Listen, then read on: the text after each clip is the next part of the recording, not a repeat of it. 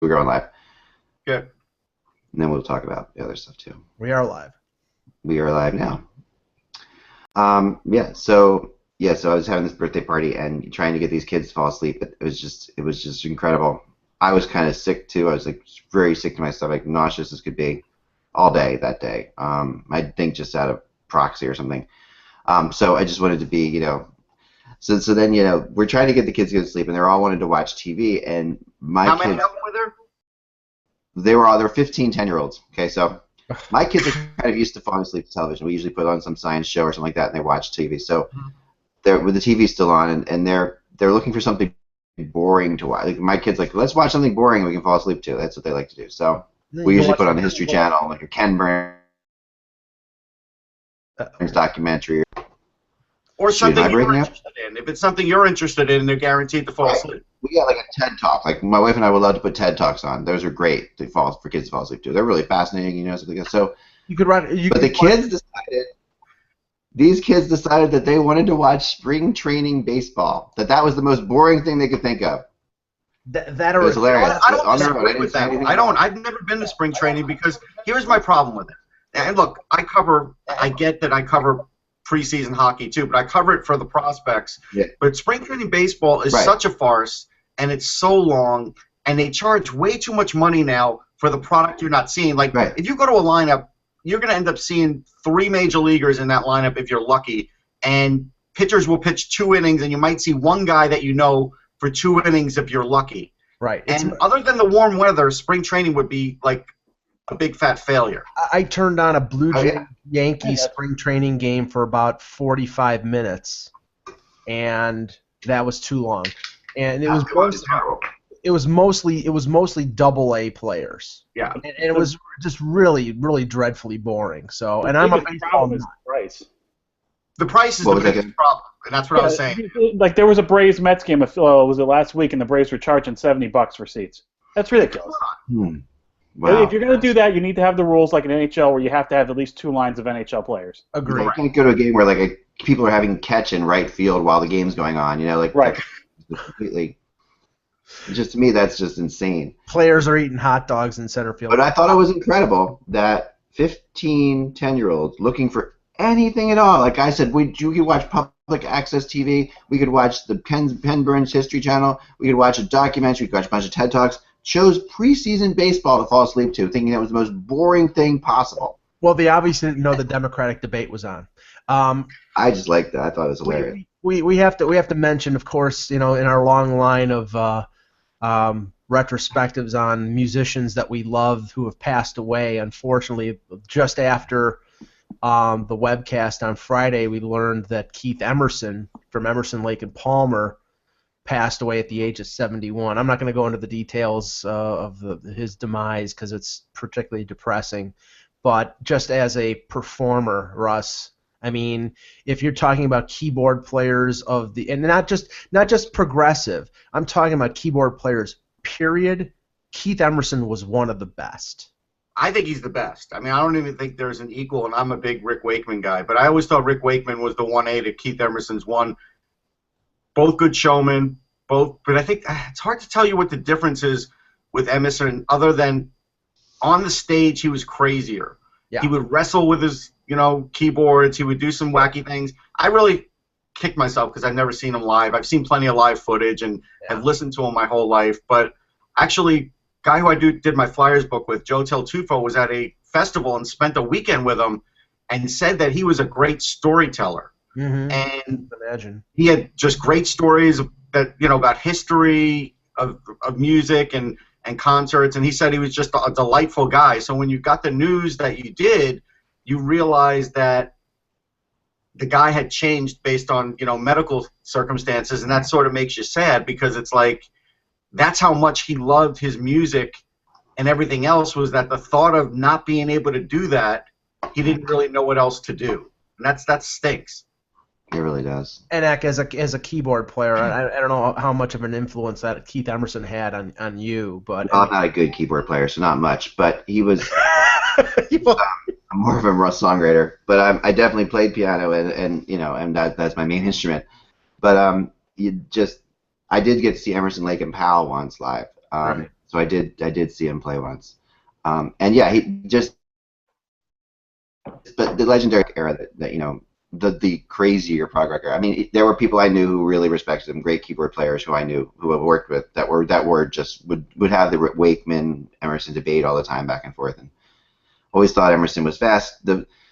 It's kind of I mean, all right, Black, if you were going to name your top three, to me it's like Emerson, Wakeman, Tony Banks. Go ahead, tell me if there's somebody else you'd throw in there. yeah, because they're all totally different to me, so I couldn't even compare They are. them. To me, They are totally different. Emerson was the equivalent of Eddie Van Halen, like in terms of like he was the fastest, technically fastest, and really good, and very showman, like you said. I mean, just like the keyboards on fire type stuff, that kind of stuff. That was all right. Emerson. That really fit with Emerson, Lake, and Palmer. It was really perfect. And then Wakeman was, or still is, to me, maybe the most well-rounded of the three of them.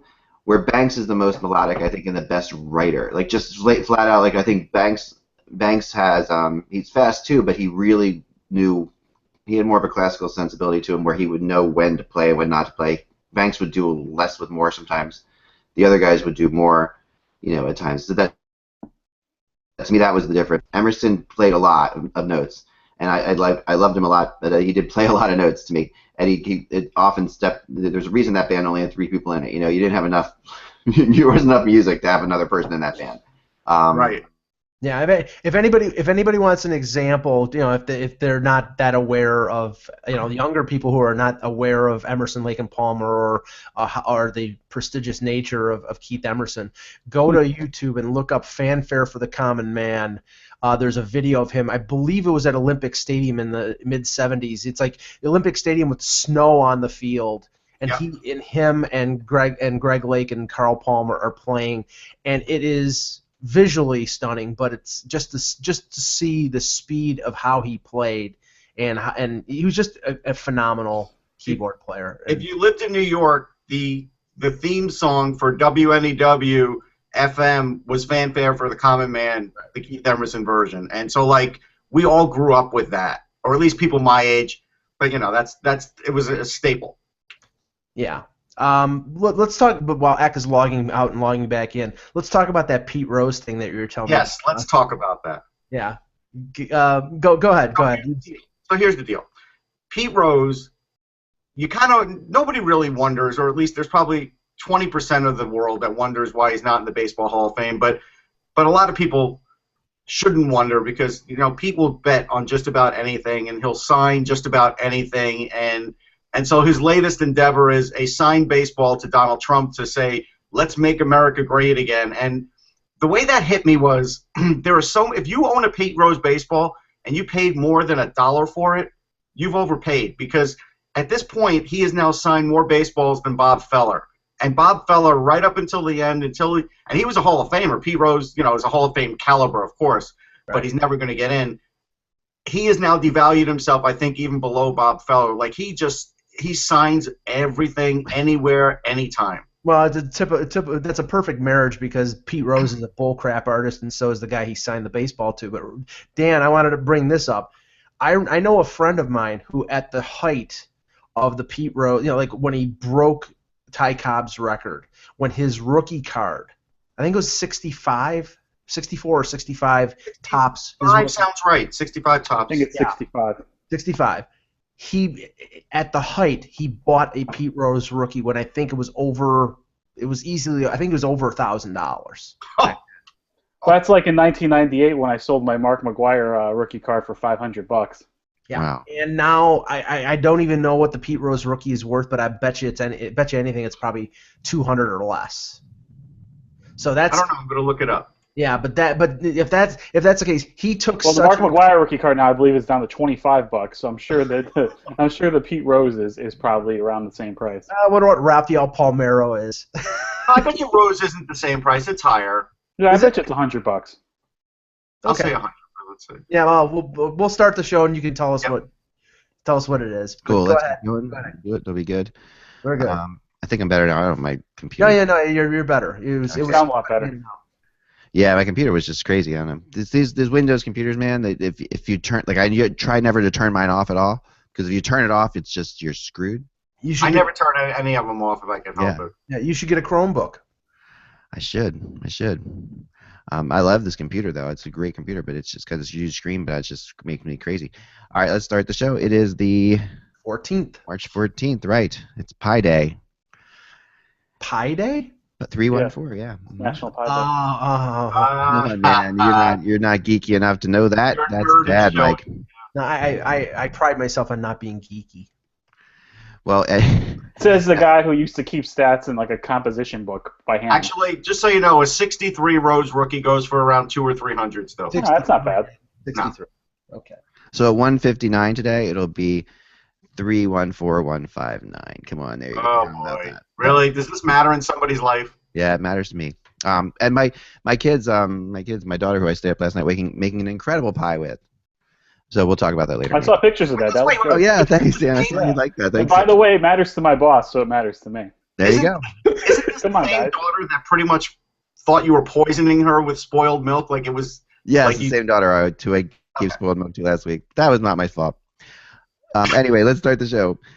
Hello, Hockey World. It's Monday, March 14th, 2016. I'm Michael Agello. I'm Dan Petru. I'm Russ Cohen from Sportsology. And I'm Matt Clinton. You're watching the HockeyBuzzCast on HockeyBuzz.com. This is the podcast that comes to you every Monday through Friday, and we are down to the last 3 weeks of the season, kids. And the focus has narrowed even more after this last weekend of especially in the East, which is a really turning into quite a fascinating race. Due to all kinds of crazy things. I mean, and I actually think now that when last we met, this was like a 3-team race. It may have expanded into a 4 or 5-team race at points because now even the Rangers now, Russ, are starting to they've lost a bunch of games here and they're essentially they're going on the West Coast like we talked about Boston. Rangers go out west now. They And can't it's lose usually those 3 not games. pretty. Yeah, for the Rangers, it hasn't been pretty on the West Coast, and I think they made a big calculated error. Elaine Vigneault playing Lundqvist back-to-back this last weekend, coming off a neck injury, didn't seem smart. They didn't get any points out. Well, they got 1 point out of it, and now they're losing some ground to the Islanders, and that's a problem because the Islanders have 3 games in hand. They play well in front of Greiss, well enough that I think they can catch him. And I think that if Greiss were to be the starting goalie in the playoffs, I think that's their best bet. The Islanders have to get home ice because they play well at the Barclays, and if they want to beat the Rangers, they're going to have home ice. And you never know, this trip could do it. Go ahead, Dan. I am not in the least bit concerned playing in Madison Square Library in Game 7. I'm not. Oh, please stop it. I was just in there for an Islanders-Rangers game a couple weeks ago, and you could clearly hear "Let's Go Islander" chants. I'm But sorry. that's regular season, Dan. Yes, That's but regular there's season. even less real fans in the stadium for Game 7. Forget They about can't real afford to fans. get It in. has nothing to do with the fans. You know what it has to do with? It has to do with just the pressure of the moment. It has choked out a lot of good teams. Trust me. Well, I mean, The Islanders aren't a good team, so we're good. let me be a critic of both teams here because the Islanders last Wednesday, or I think Three Wednesday, games of 4 nights, Mike. when they played in Toronto, Thomas Greiss I think was primarily responsible for blowing that game. I mean, he gave up a big fat rebound on the William Nylander goal to tie it, and I didn't think he was particularly strong after that. He's had statistically a much better year than Halak, but I think that that team would have had a chance to beat the Rangers with Halak. I don't think they're going to have a chance to beat the Rangers with Greiss. Okay, according and Russ, when I was watching the Rangers and Red Wings on Saturday, Alain Vigneault using Rick Nash in the 3-on-3 overtime just as he's coming off the injured list, and he almost cost him the game immediately. I think it was Nyquist or Larkin. Yeah, that almost had a clear-cut breakaway because Nash couldn't keep up. I mean, I don't understand Alain Vigneault's method, the method to his madness, because he should have played Ranta in one of those 2 games, and he should have been more circumspect in terms of using Nash in a situation where he was exposed by his lack of speed. I think it's a mashup right now. The Rangers with Vigneault is a definite mashup as far as lines and everything else. I don't think he has an idea of what's the winning combination either, which is a little scary with time running out in the season. I think that's a big problem, and I don't know what's going to resolve it. As far as Islanders-Rangers, I think the Rangers will win if they have it on home ice. I do. I've seen them even with the Flyers a couple of years ago. That's a tough series. They won in 7. That Flyers team was a pretty good team, and just as good as the Islander team is now, I think. And the Islanders match up better with the Rangers. And they managed. It doesn't matter. Game 7. Those matchups absolutely matter. Come on, Russ. Game 7 on home ice matters. That's what I'm saying. Dan Girardi and Stahl and all those other guys and McElrath who have been exposed by the Islander forwards absolutely matter. I don't think McElrath will be there, so I don't think you have to worry about that. Oh, Dan Boyle too. Yeah, Dan Boyle is definitely a worry. There's no question about it. But I do want to have Mike say something because I was at a book signing, so I didn't see the Detroit game. But Mike and I were talking offline, and Mike, if you could sort of tell people what you saw out of Dylan Larkin, which is what I try and tell people, the other intangibles in his game, why points isn't just the reason he might win the title. I keep hearing music cutting. Yeah, seriously, are you having like really? a Greek? Are you at a Greek wedding? No, I'm not. Yeah, there's. I apologize. I'm getting ready to dance. Jeez, what the heck? Is it gone now? Hey, I'm hungry for some Slovakia. What the hell? Yes. Sorry. That's weird. Just that Dylan Larkin is, I mean, you cannot quantify his value in terms of just points. Defensively, his instincts and his ability to recover with his speed showed up a couple times in the game against the Rangers, and even showed last night in the game against Toronto. I mean, he's clearly the most valuable player on that team right now. And this is what I wanted to say. Pittsburgh is not the team that the Philadelphia Flyers are going to catch. It's going to be the Detroit Red Wings if they catch anybody, because if you watched what they did on Saturday, they were asleep for the first 50 minutes of that game, tied it up against the Rangers late, and then won it. Against a Toronto team who had played the night before, flew from Ottawa to Detroit. They should have destroyed that team. Jonathan Bernier was playing terribly in the first 2 periods. They couldn't beat him. They could not manage any offense whatsoever. Datsuk is playing injured. They're without Nicholas Kronwall, who's out probably for a couple weeks. And they could not manage any kind of concerted offensive attack on the power play or 5-on-5. Now they're only 3 points ahead of the Flyers, and the Flyers have 2 games in hand, and the Flyers play them tomorrow. Is it in Philadelphia? Philadelphia, yeah. If Philadelphia has any opening to make the playoffs, they will have to beat Detroit in regulation. Otherwise, stick a fork in them. They're done. But Detroit is really in trouble right now because they don't look organized, and they called up Anthony Mantha this morning because they're that desperate for offense. That's a good call-up. Yeah. I mean, I watched that game too, and I was really one of the things that hit me. I mean, I watched only the third period of that game, so I didn't watch the whole game, but I was amazed that Bernier was playing well, but at the same time, the Red Wings were hitting him with shots. Like there were some really easy. They were in the third. You're right, Ak, but the first 2 periods. Yeah. I mean, the only goal that was scored was on a Michael Grabner breakaway, and he hadn't scored in 28 games before that. There were some crazy. I like watching the highlights of that game. There were some crazy non-goals called. Like the one I thought the first one that the Leafs actually scored should have counted. I still don't understand why that goal didn't count. The guy shoulders it, but it's like batted it in with his arm. It hit him right here. No, he did this, Ak. He pushed his shoulder. He knocked it in with his arm. I don't know. I mean, that was really close to me. I mean, I've seen that goal go both ways. Well, you had two goals that if they changed the rules, there's talk about hand passes. Well, the other one was crazy. The other one, Glenn Denning did a volleyball spike. Yeah, that was totally different. And that goal could have been that one that was called up for the hand would have been called up for interference if it wasn't, because that was the goalie got leveled on that play too by the defender. So yeah, I thought that both those, but. Yeah, you definitely have to worry about the Red Wings. They don't have a whole lot beyond that one line. It seems like their one line is it right now for them. Well, I can tell you this: I did just see some highlights, and if that was Mrazek, he was making some great saves. Yeah, Mrazek looked good. He looked good. He really did. He's not the reason they're sort of losing some steam. But Mantha could add a lot. Mantha is a big body. This kid's got an amazing wrist shot, and he's very fast. And so now you're talking about adding a power forward type. If he can do anything with them, and if they put him with somebody like Larkin just to kind of see if there's some magic, that could revitalize them. But the problem with M. Russ, and you noticed it last night against a pretty determined Leafs forecheck.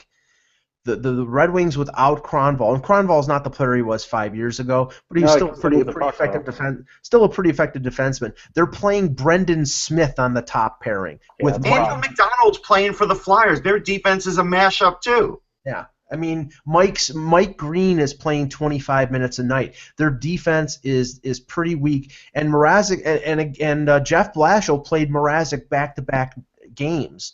He didn't play Jimmy Howard, which just shows you that he's going to ride Mrazek until he falls apart. Yeah. So have we heard yet, Russ?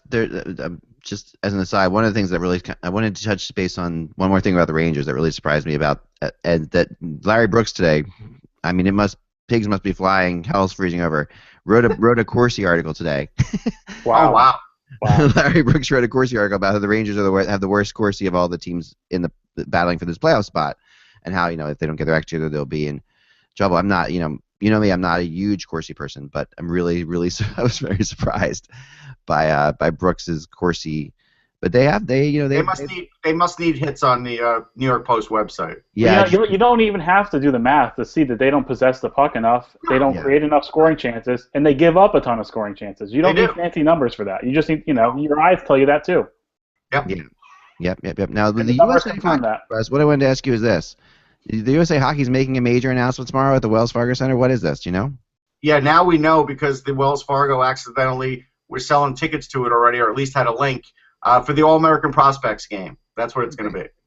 Great.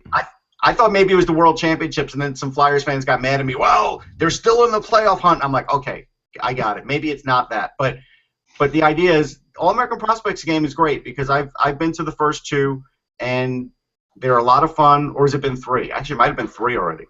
But I've been to it every year. It's been a lot of fun. There are a lot of great players that have played in it, and like Austin Matthews this past year, Jack Eichel the year before, Sonny Milano. There's so many names. And now it'll come to Philly, which is great. Yeah. Are they getting bored with Buffalo? I think so. Well, they had it in Buffalo and Pittsburgh. Right. Yeah, this is less convenient for Canadian people, but that's okay. I mean, this is the All-American Prospects game, so it should this might be the fourth. I just go every year. I don't even think about it. Let's see. Yeah. There's been two in Buffalo, two in a row in Buffalo. Yeah, two in Buffalo, one in Pittsburgh, so this will be the fourth, yeah. Okay. But we will not see Austin Matthews in this game, probably, right? No. This is more, even though he's still out there. I want to talk about that. He'll be in Toronto training camp. I do want to talk about the draft as well, because there is a lot of news coming out of the general managers meetings, and I wanted to get into that. First of all, Elliot Friedman today said it doesn't sound like there'll be extra penalties for players missing the All-Star game. We talked about that before, but that's really not a big deal, but it's something that you figured they would definitely discuss, and apparently they have. Well, which means the PA stood up to the league, because I bet you anything that the league wanted to establish a higher penalty for players not showing up, like Ovechkin or whoever, and the PA probably reacted in horror to that, so that's why they backed off. Yep. Yeah. That's what it sounds like. And I think that, I mean, I don't know. I think there should be bigger penalties for missing the All-Star game. I think this is crazy. I really do. It pisses me off that players just take this for granted. That this is their this is their career, and these are moments that the fans or their play, and they're getting acknowledged, and the NHL really needs that. I don't know. I know we have. I still think hockey players have more pride in it than most sports, though. Go ahead, Dan. Yeah, people do skip it. Well, I guess my question is, what's the minimum you can be on injured reserve for? 7 days. I think if you're missing the All-Star game, you have to be on injured reserve. I'd be for that. That'd be a fair move. That's fair. But I think that's fair, right? It could be retroactive or whatever to when the last game played or whatever. But if you're going to miss the All-Star game, you should be on injured reserve. Although I remember a few years ago when I was in Montreal, Pavel Datsyuk got a lot of heat for not going, and he said that what do they expect me to do? I can barely speak English. They want me to go up there and try and speak French too. Yeah. Well, I mean, if you think of it, Dan, injured reserve is 7 days, and usually the All-Star break begins on Monday. Last games are Sunday, and it lasts till Thursday.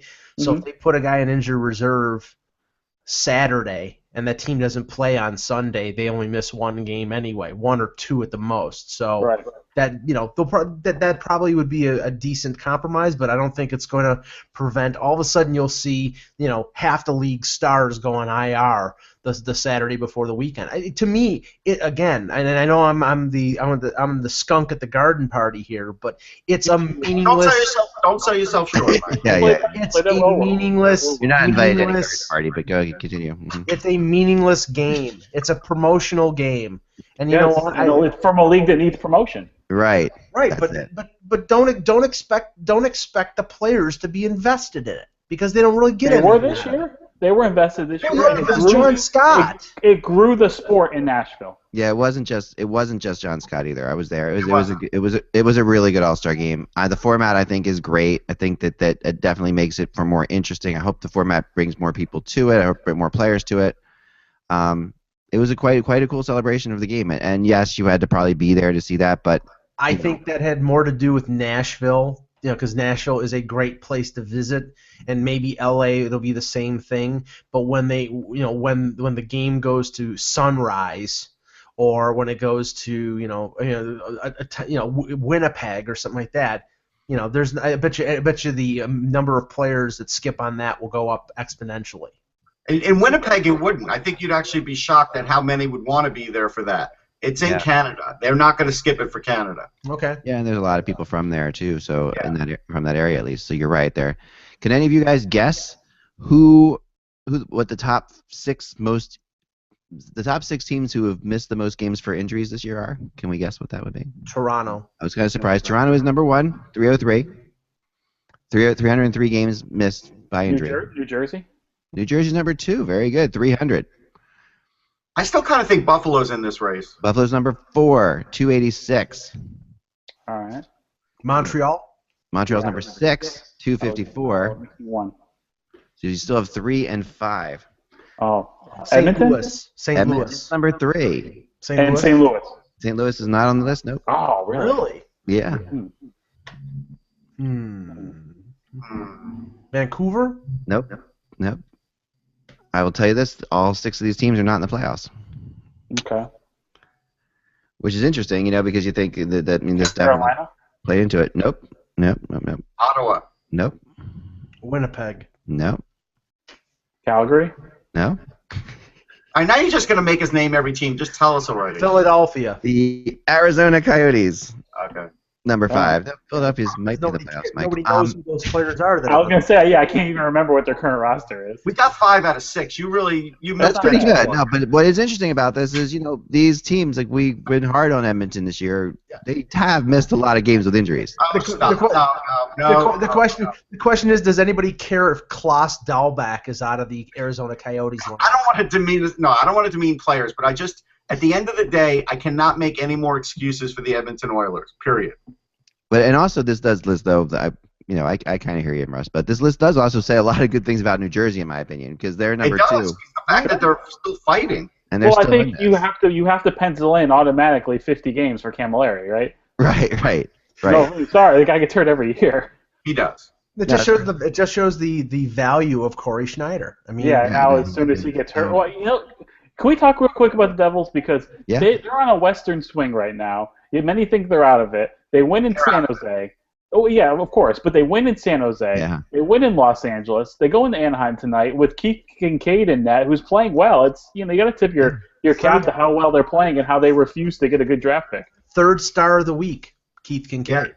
Keith Kincaid is the new Chris Terreri. He is very good, and I think people have sort of diminished him, but for the last couple of years, he's really come on. Yeah. I liked him when they had him, and I thought that he had a chance to at least play in the NHL. I loved him in Albany. I thought he was a good AHL goalie with a lot of potential. And he's really grown. The last 2 years, he's really grown. Yeah, well, the funny thing is, like, going to the beginning of the year when, like, Russ, Kevin, Ack, and I were picking, like, the top 4 or 5 teams to be bottom of the league, we mentioned Arizona, New Jersey. Almost all of us mentioned Arizona, New Jersey, and Carolina. And all of them, Arizona, Louis Domingue, with New Jersey with Corey Schneider, and Carolina, a combination of Eddie Lack and Cam Ward. They got really good goaltending, or at least above average goaltending, that kept them from getting into that bottom 5. And maybe in the short term that's a good thing, but maybe in the long term it's a bad thing. But Toronto, they ended up right exactly where everybody thought they were going to end up. No, they did, and but you're right. I mean, to me, the most impressive of those is New Jersey. Like, I think that there is nothing. I mean, you're talking about Camilleri. Who is their best scorer, Dan? Who is their best, probably most talented player who is going to miss most of the time? So, where are they? And yes, Schneider's been really good, but and been great. But at the same time, they've also scored enough goals to win games. They've managed. Kyle Palmieri's he was a great acquisition. Palmieri was huge. And Lee Stempniak. Yep. Was a training camp invite. And you turned it into a 2 and a 4, and I think that's brilliant. I mean, Ray Shero should get General Manager of the Year for that. Well, if you're flipping a training camp invite into 2 draft picks, that's outstanding. That's enormous. That's what New Jersey needs. They need some more top. I think they have some good young defensemen. I think they have one. I think they have one of the most underrated goalies in the league. But what they're in desperate need of is they don't have those dynamic top 6 prospects. They have 1 or 2 of them, but they don't have any frontline franchise forwards, and that's what they need. They had enough young defensemen that they could trade Eric Jelena to Colorado for a draft pick because they had too many. Well, yeah, I mean, like Russ has said many times, a guy like Pavel Zacha might be on the Devils next year. Some of the older guys like Patrick Elias may be gone. They may retire. There's going to be a healthy changeover, but they also have so many roster spots open because they have a ton of UFAs that Shero can, and he's not going to go out and spend big money in free agency, but he can accelerate the process with the Devils and make that team, relatively competitive as soon as next year. So, I mean, I think he's done a pretty good job there. They're not boring either. I think that system is true. You have to give the new coaching staff credit. They're not boring anymore. No, they aren't. They aren't what we grew up. They aren't what we grew up with. And they're not boring with. They don't have the big horses up front. Imagine if they had some horses up front. I know. I mean, their strength is still their team game, but their their coaching has been phenomenal. I mean, honestly, to get what he's gotten out of the players he's gotten. I mean, I'm not saying guys who don't make the playoffs never win Coach of the Year, but when you think about where this team should have been, I think the Devils. They've had a very respectable season. They really have, and they're tough to play against. I mean, not once of this year when I've seen a team go in to play against New Jersey is that team looking like they're comfortable playing against them. They are a tough team to play against, and they, you can't just write it off as another win. Coming down the stretch here, they're going to be problems for teams. So, as we've seen, I mean, we really have seen a lot of these lower teams knocking out teams during the playoff races. And it's not just Toronto that did it to the Islanders. You don't want to play these teams right now. I want no part of Toronto on my schedule or Carolina or New Jersey. You don't want to play those teams right now because they are loose. They got nothing to play for. Yeah, well, maybe with some of those teams, but Toronto plays hard, Mike. They're not talented, but they're not out of. They work hard. They do work hard. There's no doubt that they work hard, and they don't go away. And last night they worked very hard. They did. And it was mostly because of Mike Babcock going back to Detroit and the fact that maybe there's a little impetus there to screw Detroit out of a playoff spot. But in general, I mean, them playing hard, they've lost 12 of their last 14 games. So they just don't have any talent. So they don't have any guns, but they those games are tight. I mean. You got guys like Nylander and some of the other young players getting very valuable minutes right now. Yeah, but Nylander may be sent down after tomorrow. Which I understand. Tomorrow is his 9th game, and that'll be what a lot of people are watching with Toronto. It's like Nylander is on his 9th game.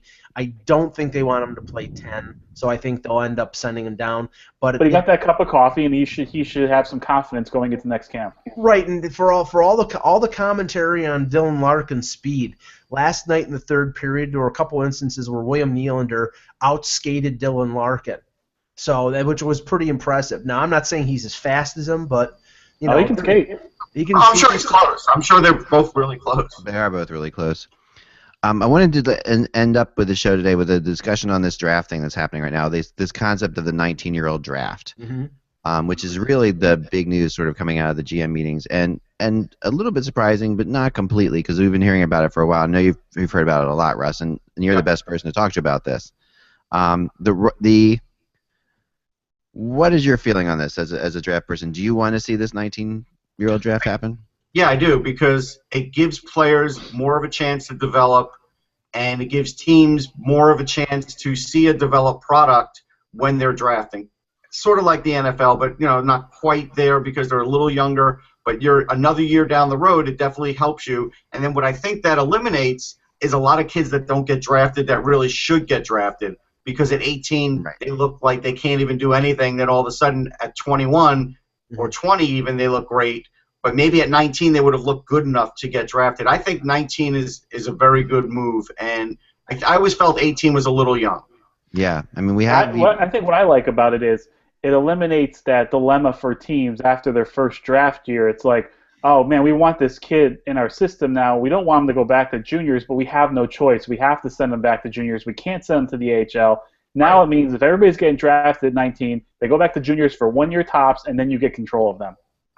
Yeah, I like that too. I mean, now there are people who are saying this hybrid concept of the first round being 18-year-olds.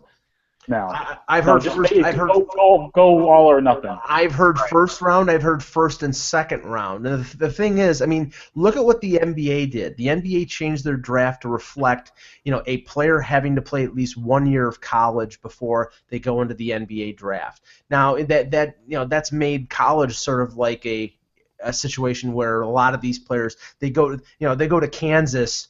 They take no classes, but they're going to Kansas. Right, Kentucky. But I think the 19-year-old draft would be great because there would be a lot less risk in terms of scouting players. You determine whether a player can be they're much more formed as a 19-year-old than they are as an 18-year-old. But the thing is, if you do the hybrid situation and you draft 18-year-olds in the first round, I don't know if I don't know if that will have as much of an effect. I think you'll have a lot more teams taking a lot more risks early in the draft on 18-year-olds that they think they can't get as 19-year-olds the following year.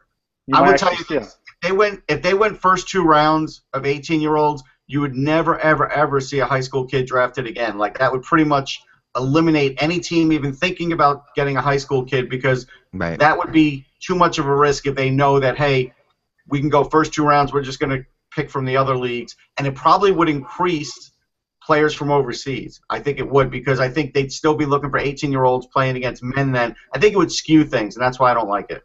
Well, they would take those players as 19-year-olds when they're freshmen and freshmen at Minnesota Duluth or something like that. They would wait. They wouldn't be drafting them out of the USHL. They wouldn't be drafting them out of. It would hurt the USHL for sure. Yeah. What about the fear that guys like Austin Matthews will go over to Europe and play pro for a year? I mean, Eddie. You can't stop. There's nothing wrong with that.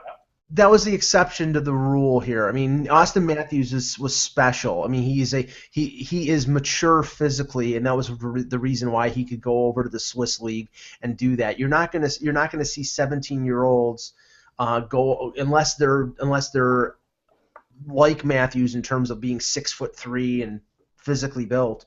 You're not going to see that happen over and over again.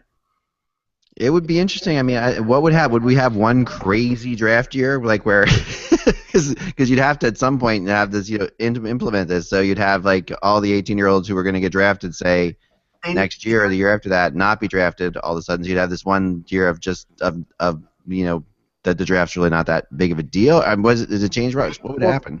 They need to make a quick decision for sure. So, an example, a kid like Nolan Patrick could be the first pick in 2017. He's got 100 points, right? Right. They say next year it's a 19-year-old draft that he's got to wait another year, right? Then all of a sudden his agent starts getting apoplectic about it, and I'm sure agents don't like the idea of this, because then there's an extra year somebody could get injured. But you know what? That's just the way it's got to go. But I think you have to give a lot of notice to the kids that could be drafted next year that, hey, now it's 2 years. Yeah, that would hopefully be the draft that Edmonton gets the first pick. The year that there's the. We've already had 5 of those drafts, Mike. I don't think so. Four. 4 or 5. No, it would be an interesting moment. I do think it's funny. The NHLPA, this just goes to show you the only thing that agents care about are their top players, right? Because this is the whole concept of the NHLPA should not like this because of the top players not getting in when they're 18, but should like it because of their other players continuing to play because the other players aren't getting in. But those players who might get knocked out because of 18-year-olds entering the league which isn't this many. is And how many 18-year-olds take jobs, though? It's really small. 5 or this is- 6, maybe 4, 3 or 4 but a year. this is like, see, this is the thing. This is like the implementation of the rookie salary cap in the NFL.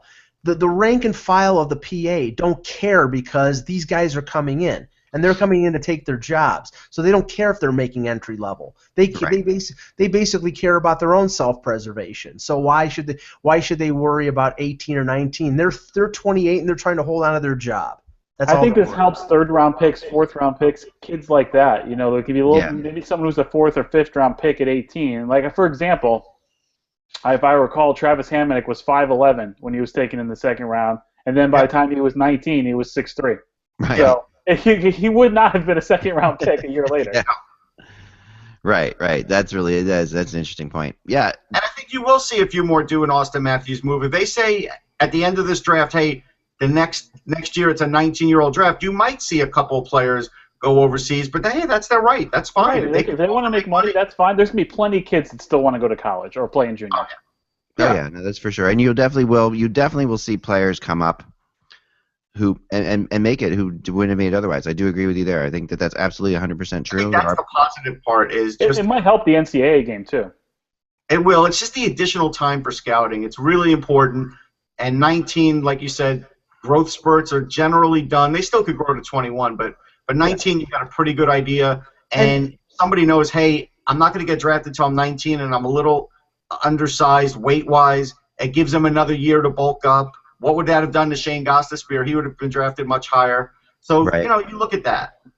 Yeah, and remember, in the early 70s, I mean, Gilbert Perreault was first overall pick in 1970. He was 20 years old when he was picked first overall. So right. the draft, I don't know if the draft was 19 or if 20 was 20 then. I think it was 20. It was 20 for a long time.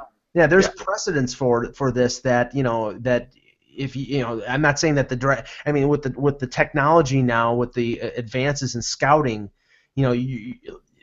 bombing out on a first-round pick is going to be a lot less if you're drafting kids at 19 because you get that extra year to evaluate them and they have that extra year to mature physically. It will make the draft a much more accurate process. Just look at some of the kids. I think Gostisbehere is a good example because drafted right as an 18-year-old. Imagine if he was drafted after 1 year of union under his belt when he was dynamic, one of the most dynamic players in the ECAC. And you're going to see a lot of that. You're going to see kids go in and just like, hey, we weren't too sure about this kid. This kid can play.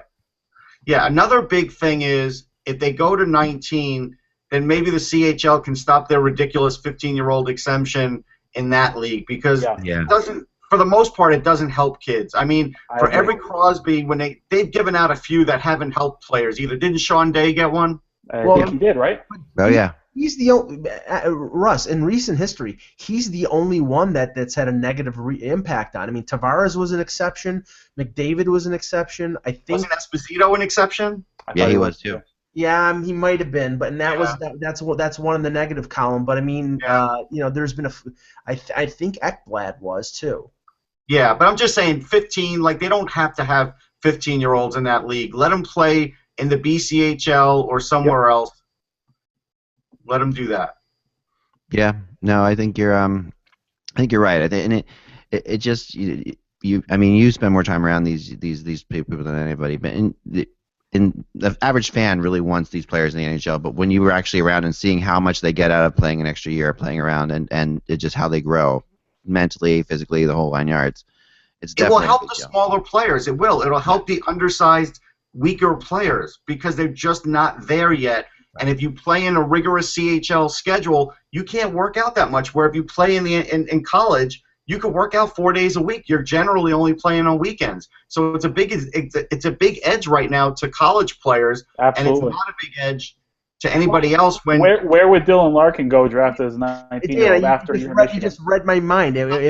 After 1 year, after that year at Michigan, he'd be top 5. Would he have been picked 14th? No, not at all. No. Yeah. You're right. It definitely helps the college kids because they can practice whenever they want. There's less restrictions. Whenever they want, and they get there early, right? They get there the summer before, so. Now the talent might not be as good, but they're playing against some 21-year-old kids. They're playing against some 22-year-old kids in college too. That helps them. That only helps them get stronger. Oh, big time. It definitely does. And this is some of the feeder leagues would gain from this because then some of the players who generally would skip those leagues will be able to play in them. Right. Yeah, for sure. I don't see any downside to this. Yeah, I don't either. I really don't. And I wonder though. It is the agents that it is the agents are going to NHLPA. be the ones that get mad. We'll see how much power they have right now. It might screw the first round picks, but it's definitely going to help define the rest of the draft. Do you think there's any possibility that they would retain the 18-year-old draft and then say these players cannot play in the NHL until they're 19? No, can't do that. I think that defeats the purpose of having a 19-year-old draft. I think that's the whole purpose of this is to make it less risky for teams to invest what's a very valuable pick, and it's become more valuable in the last few years to make it less risky. Let's be real here. The only reason this is coming up is because now the way the salary cap is and the restrictedness of it, GMs are now having to put more emphasis on draft picks, where before in the open market system when it was the Wild Wild West, they were trading draft picks like they were going out of style. Right, and no one besides the Rangers trades draft picks anymore. Maybe the Penguins too. Yeah. No, seriously, how many? You did not see general managers at this year's deadline give away first-round picks for rentals. Yeah. Very few people, very few players get first-round picks anymore. I think Dallas is the only team that potentially could end up trading a first-round pick in the Chris Russell deal, depending on the conditions in the deal. But other than that, it's like second-round picks were this year or previous year's first-round picks, and Toronto got 5 of them. No, for sure, absolutely for sure. So let's look at this week's schedule because this is a fun week. Okay, so let's start with tonight we have we really only as far as the Eastern playoff race goes, we really only have one team involved, and that would be the Islanders, and they're playing the Panthers tonight. A big game tonight. Really big game. This is one of the Islanders. They do not match up well with the Panthers. Yeah, and this is a big game. This is one of these games at hand for the Islanders. This is definitely the Islanders have a lot of games at hand. They've played the one less game than almost everybody, and 2 or 3 less games than some. So this is a big game This is a big game. That's the only game tonight though that is in the island. So that's the fun one to watch. Tomorrow night though we get. You've got the potential Western Conference preview tonight, but LA Kings at Chicago. But you bitched about that a week ago, and now you're. That's why I said it, Russ. That's why I said it, because every time it was Washington goes to LA, Washington goes to Anaheim. It's a potential Stanley Cup preview. It's like it's such ridiculousness. I mean, yes, it's a good game and I'll watch it, but it's like stop with this crap about it being a Western Conference preview. There is an interesting thing now. It's a Western Conference final preview. Yes, it's going to be Western. I think there is an interesting thing going on in the West, though, as far as the playoff race goes, which is the winner of the West of the Pacific gets the Predators. So that's pretty much set up now. So it's the battle to see who plays the Predators, right? Can we say one thing about the NHL playoffs? It never goes the way we think it's going to go. No, that's for sure. But but matchups are usually important in the playoffs. That's one thing I completely. I mean, you can pretty much draw parallels. The one year, I mean, it was crazy. The first year the Kings won the Stanley Cup, they were a really low seed. But when I drew up the matchups, which I always do, I'll start doing in about a week. When I start drawing up the matchups, how they play out. The Kings were winning the Stanley Cup because of the matchups, and they went on and won the Stanley Cup. I mean, it is fascinating how. But they weren't a bad team. They were an injured team that sort of limped into the playoffs and then got good because everybody was healthy, and then they did do well because they were. I think they were an 8th seed, right? They were the 8th seed. Yeah, and the reason the Penguins haven't. Yeah, the reason the Penguins haven't succeeded, I think they were a 7th seed. I'm not sure. Were they 7th or 8th? 7th or 8th. Yeah, one of them. The reason the Penguins haven't succeeded in the playoffs is because they don't match up well against the Islanders, Rangers, or Flyers. This has been the issue with the Penguins for a couple years now, right? So that's going on right there too. But you do get that battle going on. So, and the Predators, pretty much set. There's still definitely a battle between the Wild and the Avalanche going on out west too. So that's still there as well, but none of that tonight. What is that a preview of? That would be a preview of nothing. A preview of the wild card matchup. A preview of a preseason game next year. Preview of 2 teams that I don't think are that good. Right.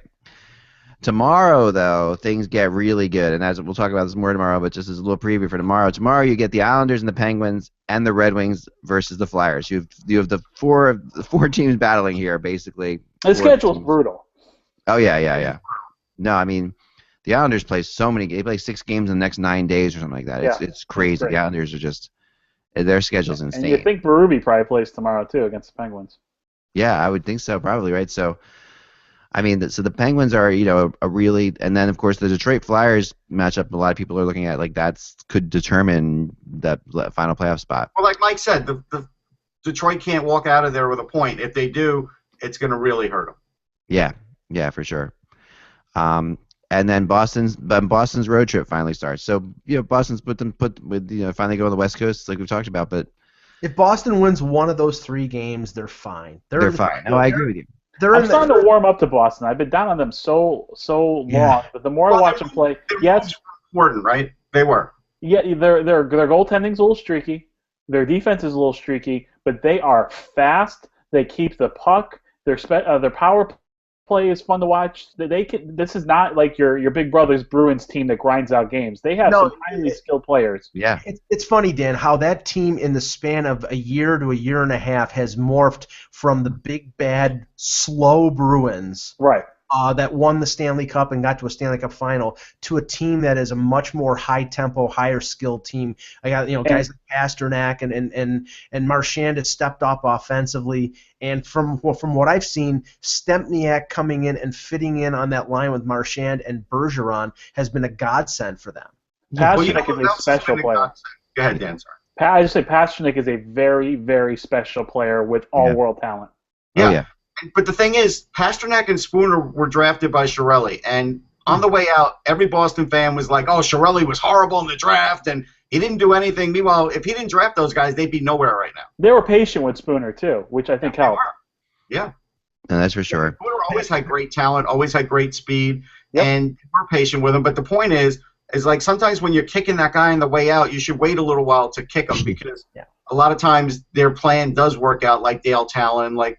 It's just the GM's position is so volatile. It's a lot of times they do get removed after just being sort of impatient with the team. Everybody just gets impatient with them. That's all. Yeah, midway in the process, quite often they're taken out of it, and that's a tough thing for a GM to sit there and be patient when he realizes that's the case. And many GMs don't. I mean, I think Talon knew, and I think Hextall right now is another example of a GM who knows that they have a couple-year mulligan to build this thing.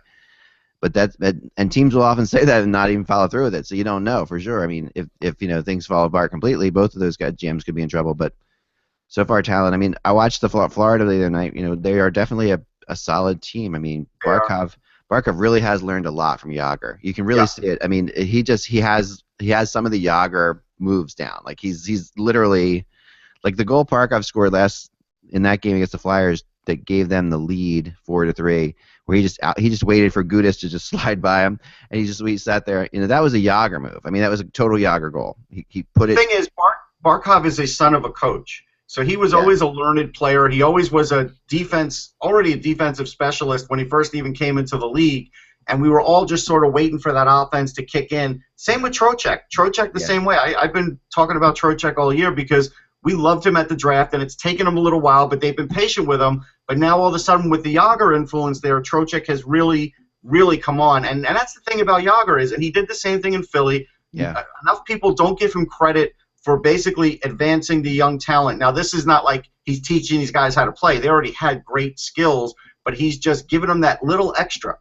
Oh, there's something to it, though. I mean, there's something to Giroux and Voracek in Philly and what's going on there. I mean, there's no question that he does bring a certain kind of player that's maybe really good, like a potentially star player, but doesn't quite know how to be a star. He is the perfect guy for. Like you bring him in. And a guy who has not had a big year for them, who's starting to come around, is Bukestad. I mean, I think he only has 2 goals. He was hurt for a while. It took him a little while to get back. Yeah, but now that he seems to be back to 100%, and I watched a little of that Flyers Florida game, and he looked pretty impressive. If he gets going along with Barkov, along with Trocheck, with the veteran guys that they have, with that defense, and with Luongo playing the type of goal that he can play, I don't think there's a limit to them other than maybe beating Washington, and I'm not convinced Washington can get through to the Stanley Cup final based on their past history. So I think Florida will be in the mix. Barkov and Bukestad create such big matchup problems because of the combination of size and speed, because they can beat you so many different ways. Yeah. And if you notice too, I know many people have been talking about this. Wherever Yager goes, he teaches the forwards how to protect the puck. Like, cause you can't knock the puck off of Yager, and he teaches that to everyone else. And it's just I can't wait to see what Barkov looks like in 2 or 3 years. And I think Bukestad reminds me of like a Keith Primo, maybe a little bit better skater, but that type of that size and skill. And it's just if I'm the Panthers, I'm excited. Yeah, the biggest thing about the Panthers is the minute they got Ekblad and inserted him into that lineup, all of a sudden, all their pairings got better, right? Because everybody got pushed down. Everybody got pushed down, and you now don't have to worry about the first pairing in Florida. Because look, if you don't have a great first pairing, you're never making it to the Stanley Cup. We've never talked about a team with a lousy first pairing making it to the Stanley Cup. All of a sudden, Eric Branson's offensive shortcomings are minimized because he's a second pairing guy, and he's exactly. All of a sudden, he's a great second pairing guy. He's considered he's playing his role. Yep. Just because a guy's drafted where they're drafted doesn't mean you can. They still maybe project a certain role, and if you take someone out of that role, then you expose their shortcomings. But when you actually get the depth and put them into the role they're supposed to be in, like for example, Travis Hamonic, I go back to him as a 3. Is one of the best 3s in the league. Travis Hamonic as a 1 struggled at times. Right. No, it's very true. Branson, I completely agree with as well. Just I know personally, I've talked to people down there, and they had so many opportunities to trade him. Branson was somebody everybody wanted. I take so many possible trades, and they would not move him. They really did believe in him. Right, because the physical beast, he really is. But the perception was when there was talk about him being traded was that he was a bust because he couldn't score, and they drafted him third overall. But I mean, they didn't look at him like that. He was never going to score. That's the thing. It's funny. He was never. He has a big shot, but so does Dylan McIlrath. But again, I get back to the Ranger fans that ooh and ah for the 1 goal that McIlrath got. You have to get that opportunity. It's not like it's not like a Branson was going to put in goals because he has a big shot. He just. All these big guys had big shots. Brendan Witt had a massive shot. He had a huge shot. Right. It's the good ones, and you know what? Most defensemen playing in the league have really good shots. But the good ones know how to get it off. They know how to get to space. They have the offensive instincts to get those shots off. Can we finish up on? We can finish up with Stamkos. Yep, for sure. Because I've been told by somebody that there are some stupid Stamkos comments. No, I'm just kidding. Yeah, I have one. I actually have one. You want to hear it? Go ahead, Dan. Let's hear a stupid Stamkos. It's actually not. It's not a stupid Stamkos comment, but it's just maybe it's a stupid something that's going on in my head. I don't know. But is the winger that John Tavares needs John Tavares? Hear me out. Okay. If the Islanders, if they have the money to do it, if Steven Stamkos hits the open market, do they sign him as their number 1 center and move Tavares to wing? Interesting. No. They're good friends. Stamkos is a better center than John Tavares is. It's not even close.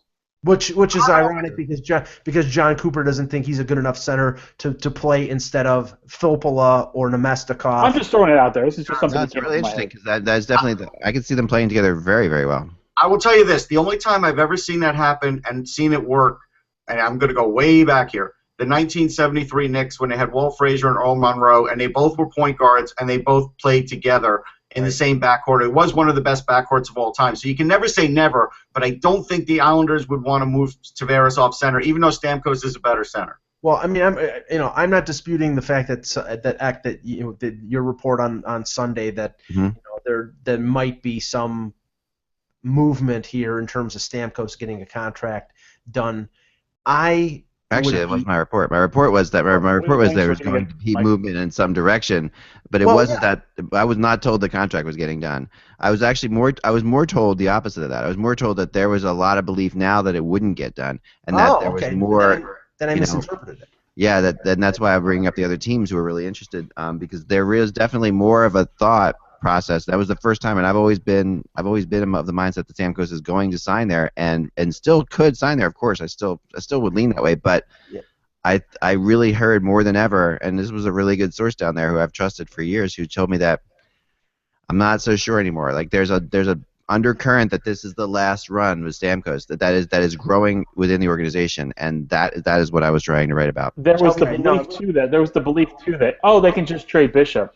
I don't think you can trade Bishop. Yeah, this kid's playing the best hockey of his career and keeps trending upward.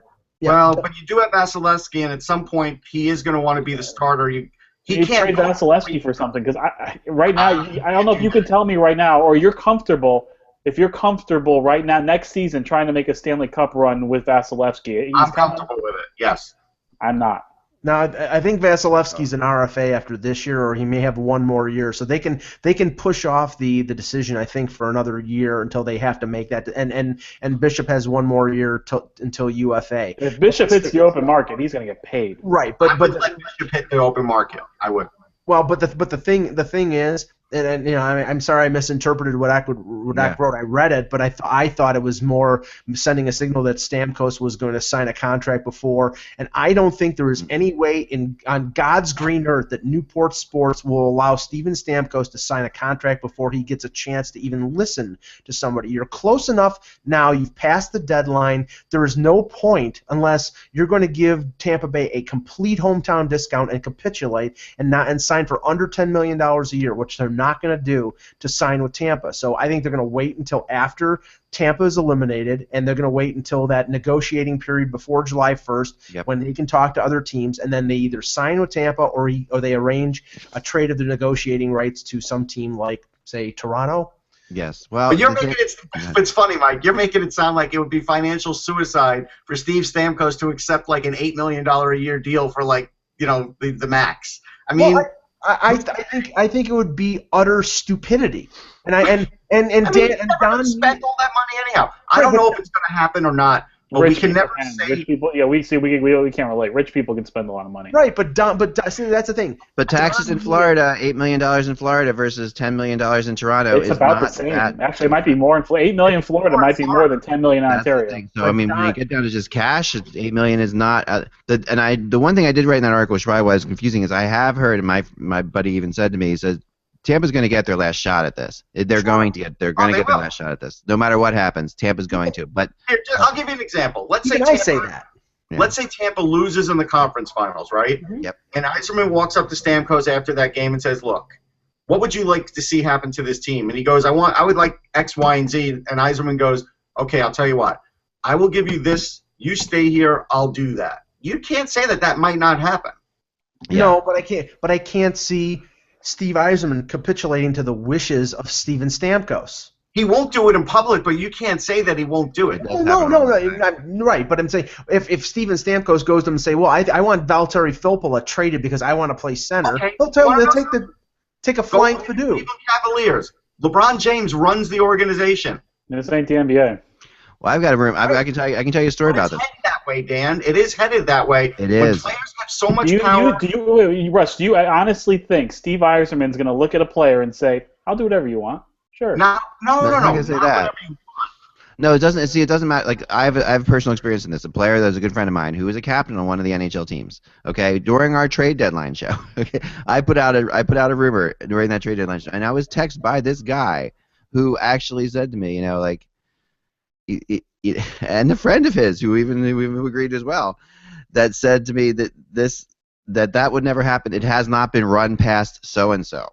Okay. And it hasn't been run past me. They've never mentioned picking up that play. So that and now I said to my friend who's a hockey player and to his friend who was texting me at the same time, I said, yeah, but they're not running things past him as much as they might have used to, and I don't mean that in a bad way. I said there's definitely stuff, and it might not be happening now. It might be happening later. So the whole thing is completely. The players, yes, they do get consulted. The top players on teams, they do keep them involved.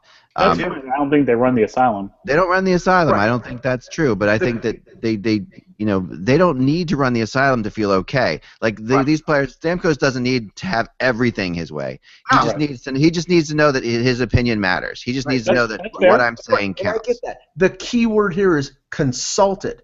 Yes. But you're insinuating control or but it's a fine. I know what Russ is saying. It's a fine line there. Like it is a fine line. It is kind of viewed as control by the player, but it's not control. It's not like he says, because one of those things that Stamkos says could be, I want John Cooper out of here, for example. Right. That's not happening. Right. But at the same time, he wouldn't ask that. Like Stamkos. No. These players, they just want to be told that, I don't think Braden Coburn, or just throwing a name out or whatever, is good enough to keep whatever. That's the kind of stuff they want to be listened to on. I want to guarantee that I'm going to play center all the time, and then after they get him signed to an 8-year contract, they put him on the wing. I just Tell him don't to sign the see, by the contract. way, Mike Babcock and Lou Lamoriello guaranteeing him that either. No. No, but he will play center. But they want. I mean, that guarantee. He's not. I don't think Stamkos would even ask for that guarantee. I think as much as he doesn't No, but want. if you look at center. the center situation in Toronto, he's playing center. He's playing center. He's playing center until he can't skate anymore. Right, and then he might still play for a year or two. Right. Yeah, no question about it. And there's I think that's what. But it does matter for players to feel a part of it. That does matter. Like players like Stamkos do want to feel. It's never going to be at the control part that LeBron James has. But what I'm saying is, it's not as the basketball, contracts get bigger and players have more influence, don't think a lot of things don't get run by Sidney Crosby, because you'd be crazy if you don't think they do. Yes, totally. And and some players want more of that than others. There are some players out there that want to be told. There's some players that really would be pissed off if a trade happened that they didn't know about. I've heard that too. Yeah, I've had players be like, "What the? I can't believe they didn't. No one mentioned this to me." That kind of thing. There are players who feel that way. So that it depends. I don't know where Stamkos and Yzerman are right now. I don't know what that relationship's like. I personally don't know. So, but Russ is right that if that isn't like that, if Yzerman says, "Listen, we're going to consult you more in the future. We're going to go to more in stuff." We already know you want to live in Tampa. This is where you want to be. He likes it there. It is a factor. It is a factor. I do agree, but I think that he will go out, and I do think he'll have the open market, just like you say, Mike. I think he'll have the market. I think the contracts will be lined up, and these will be the contracts, and he will pick it. He will pick the best contract, and he will go back to Tampa and say, give me your best offer. This is the best offer I have, and whether he makes them match that or get close enough that in terms of Florida money, it equals. That never works out though in sports. Think about that. How many times? It's so rare when a team goes, go ahead and check out the market and then come back. Like it worked out for the Mets with Yoenis Cespedes, but most of the time it doesn't work out. Yeah, Tampa Bay will not match the offer that a team like Montreal, Vancouver, or Toronto might offer them. If Toronto offers him $11 million and he goes back to Tampa and say, I want $11 million, they'll say, enjoy Toronto. You're right. If he's willing to play in Toronto for $11 million, then he will play in Toronto for $11 million. I do agree. I think that's definitely the case. There's no question that's because Toronto can offer the most money, and because they've been gearing towards this. This is their whole thing. So, but what we don't know is what the difference between $8 and $11 million is to a player who doesn't necessarily want to play in the limelight of Toronto. That's the question. Right. That is going to come up to him. That's what we don't know, and then that's I think that's a little unfair on Toronto sometimes that they always say that, but it's definitely a reality, especially to kids who grew up around there who know how much it is talked about. Well, let's get with the draft lottery simulator. The NHL draft lottery simulator. Absolutely. Here we go. So this is getting more and more crazy all the time. All right, here we go. Here's our winner today is the Calgary Flames. Austin Matthews, welcome to Calgary. Brian Burke, very, very happy man right now. Maybe tying the tie. The next up, the Columbus Blue Jackets. Columbus needs that pick. They do. And they get it a lot in our draft lottery simulator. Would be ecstatic. They've been getting second or third for like a good two weeks now. You're right. They need to be in the top 3. And then the Buffalo Sabres. That'd be a great season for the Sabres, too. Yes. So there's our winner today. Yeah. This game. All right, so let me address this. So the Leafs get 4th, right? Yes. And according to the Steve Simmons article that came out over the weekend, if they get 4th, I don't know, if they got Matthew Tkachuk, would that really be that horrible, Steve Simmons? He could be the best player in their franchise. Right. Steve Simmons basically said that if they don't get number 1, and I'm paraphrasing here, that the season was cruel. It's wrong. It's wrong. The season was cruel regardless of whether they got number 1. And if Tkachuk was from Ontario, they'd be going nuts over him. And remember, Lou Lamoriello is your general manager. That's what Steve's not thinking about here. This is not your father's Maple Leafs. This is Lou Lamoriello who will take Tkachuk in a heartbeat. Lou Lamoriello will grab Tkachuk and be happy to do so. He will be thrilled about it. He's an American kid who he really respects. Keith Tkachuk is a guy Lou Lamoriello completely respects. They could take Chikrin at 4, couldn't they? That would be I would take Tkachuk over him. He's got massive upside. I'm just thinking about Toronto's needs. They could take Chikrin, but I would take Tkachuk over him. Yeah. Yeah, I mean, I think that it is Another funny to team me. might not take Kachuk there, but Toronto would. It is funny to me how like the Toronto media seems to forget the fact that Lou Lamoriello is at the helm. They do. They have forgotten that, but they also forget the fact that whoever they draft, whether it's second, third, or fourth, because that's the likelihood, could be their best prospect in their organization. Absolutely. Just because they're not getting Austin Matthews, they're sort of looking at it like, oh well, forget it. It's not worth it. It's like, wait a minute. For those who want to read on the subject, I talked about that in my blog yesterday, and I'm like, it's hardly a disaster that they would pick fourth. The whole point of finishing 30th in this year is that those four guys, there's a little bit of a separation between those four, and then I think it drops a little to Chychrun and Ulevi and a couple other players. If they get Kachuk, nobody in Toronto should have a reason to complain whatsoever. Yeah, no, he's a heck of a player, and he will definitely define the Maple Leafs in years to come. So there's no question about that. Totally agree. All right, guys, great show as always. Thank you so much, everybody, for watching, subscribing, liking us. Do whatever you can. Forward our tweets. Do whatever you want to do. Retweet us if you'd like to. We will take it all. We'll be back again tomorrow with the HockeyBuzzCast again at 1 o'clock. We'll be talking about that big Islanders win tonight, Dan. And Hey, we should say congrats to the CWHL. Calgary won there, and for the NWHL, Boston won their championship, and I covered that one. It was great. That's awesome. The Boston one. Giving access to the ECAC semis. For sure. I'm actually going to be for the East Regional. I'll be up there in Albany. Oh, nice. Very nice. Very, very nice. There you have it, guys. Without the buzz, it's just hockey. We will talk to you tomorrow.